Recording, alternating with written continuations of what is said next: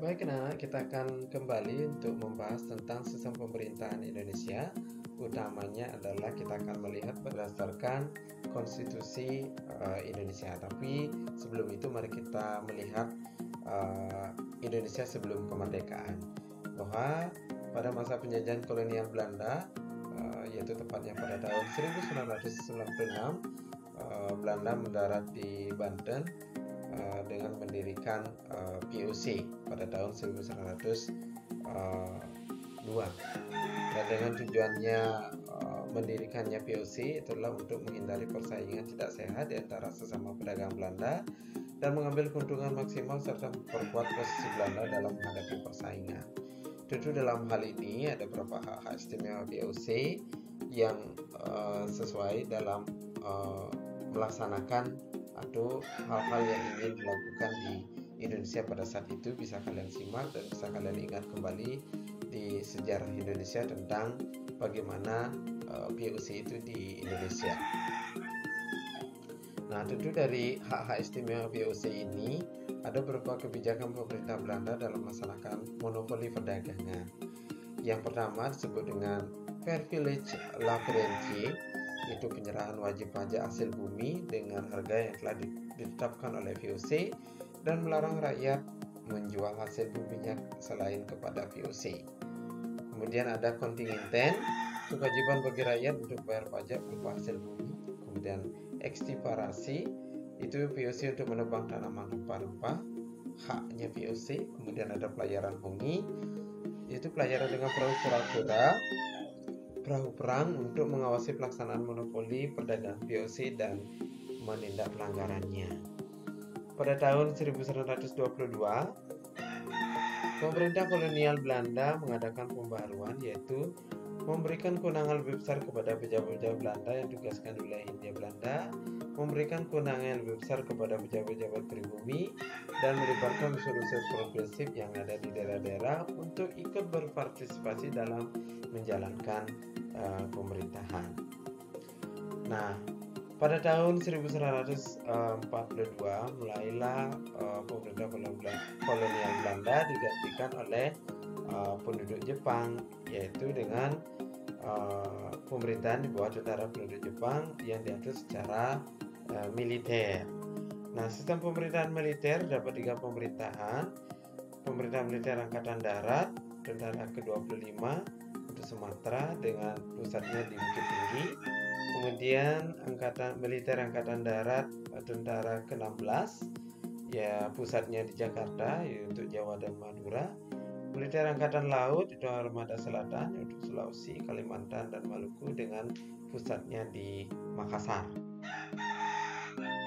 Dan di masa penjajahan Jepang, pengikutsertaan bangsa Indonesia dalam pemerintahan Jepang juga dilibatkan, yaitu pengangkatan 7 penasehat atau disebut dengan sanyu bangsa Indonesia dilakukan di Jepang pada pertengahan bulan September tahun 1943, yaitu ada Insinyur Soekarno untuk Departemen Urusan Umum atau Sumubu, kemudian Suwandi dan Abdul Rashid untuk Biro Pendidikan, Kebudayaan dan Departemen Dalam Negeri disebut dengan Naimubu Bunkuyuku, Supomo untuk Departemen Kehakiman disebut dengan Sihobu, Mokhtar bin Prabu Mangkunegoro untuk Departemen Lalu Lintas atau Korsubu, Muhammad Yamin untuk Departemen Propaganda Sedenbu, dan Sumodelogo untuk Departemen Perekonomian atau disebut dengan Sangyobu. Badan-badan ini dibentuk oleh pemerintahan penduduk Jepang. Itu ada Pertimbangan Pusat, Chuosangiin. Badan ini bertugas mengajukan usulan kepada pemerintah saat menjawab pertanyaan pemerintah mengenai masalah-masalah politik dan memberi saran tindakan-tindakan yang perlu dilakukan oleh pemerintah militer Jepang di Indonesia. Kemudian BPUPKI adalah untuk persiapan kemerdekaan, dan PPKI juga berhubungan dengan persiapan kemerdekaan bangsa Indonesia.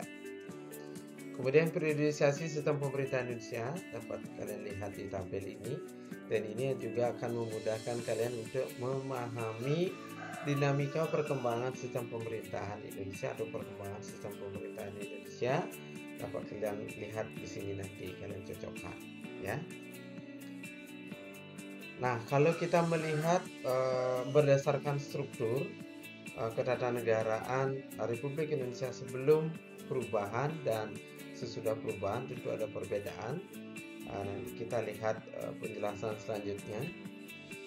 Kalau kita melihat di sini berdasarkan struktur ini, bahwa Undang-Undang Dasar merupakan hukum tertinggi, kemudian kedaulatan rakyat diberikan seluruhnya kepada MPR, itu lembaga tertinggi. MPR mendistribusikan kuasanya kepada 5 lembaga tinggi yang sejajar kedudukannya: Presiden, Mahkamah Agung, Badan Pemeriksa Keuangan, DPA, dan Dewan Perwakilan Rakyat. Ketentuan dalam hal ini yaitu sudah jelas dengan bentuk negara. Negara berdasarkan asas hukum yang dicantumkan dalam penjelasan.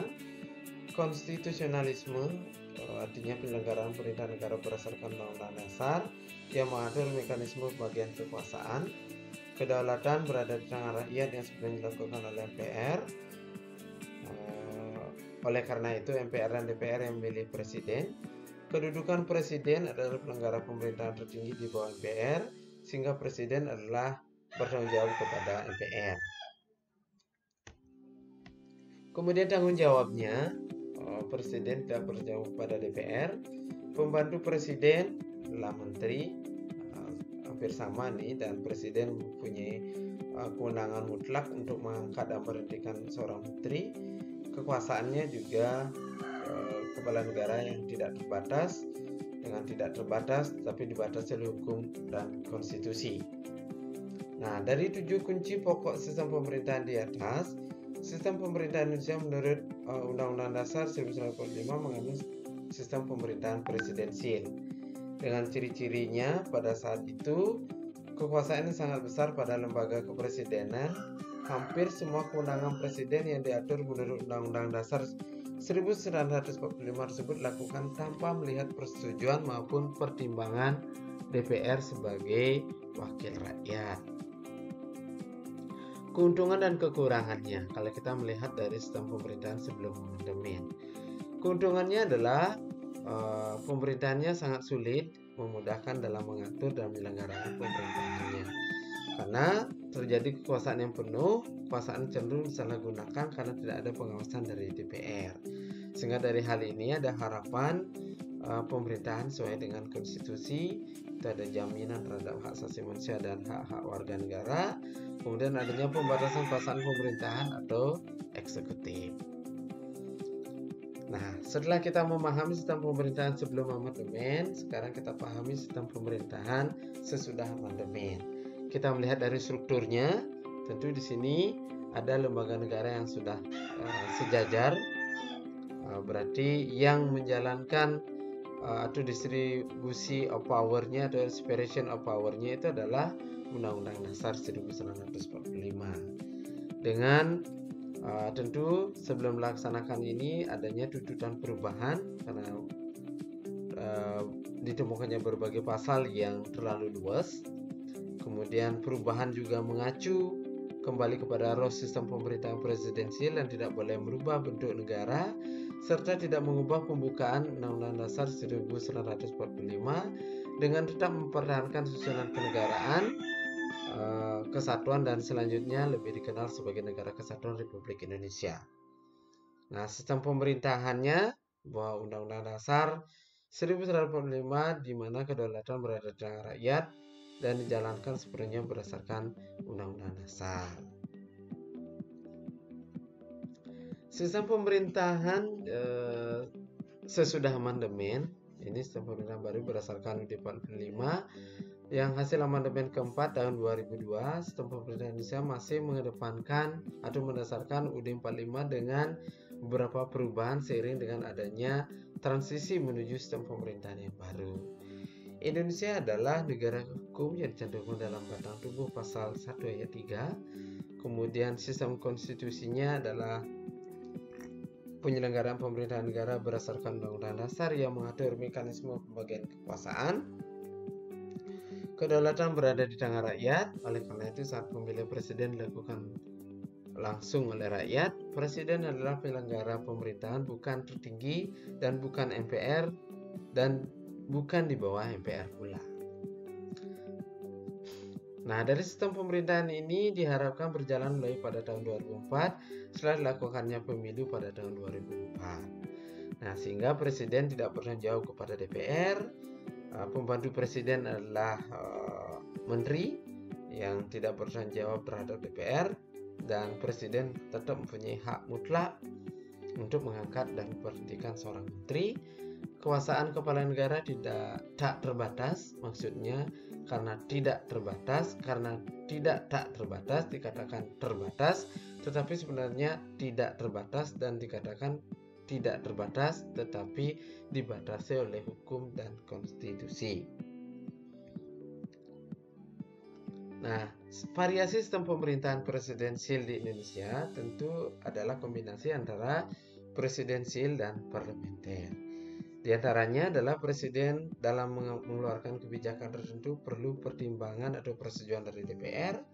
Parlemen mendapatkan kekuasaan lebih besar dalam hal membentuk undang-undang dan anggaran, itu disebut dengan hak budget. Presiden dalam mengangkat pejabat negara perlu persetujuan dan pertimbangan DPR. Presiden suatu waktu bisa diberhentikan oleh MPR atas usul dari DPR.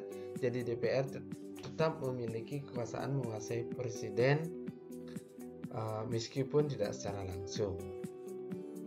Nah, demikian penjelasan terkait dengan sistem pemerintahan Indonesia berdasarkan konstitusi sebelum dan sesudah amandemen.